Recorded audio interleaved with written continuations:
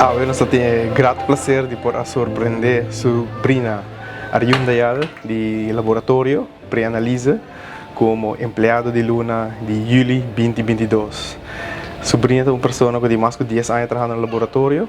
Nós estamos muito contentes com seu inzet, nós estamos muito contentes com o local sobrinha está assim para nosso laboratório.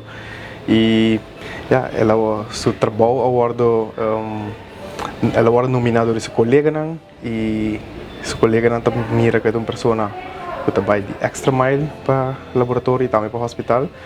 É uma pessoa que sempre está para ajudar, tem projeto que está ongoing, está para de promener para ajuda no projeto, então estou muito contente com isso aqui e nós desejamos criar muito mais conosco.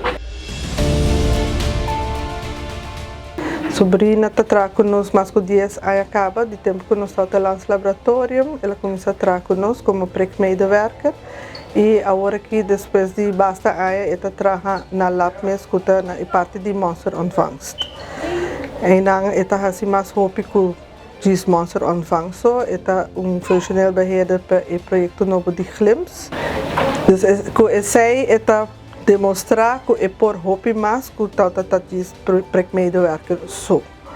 Depois aí nossa nomina sobrinha, passou é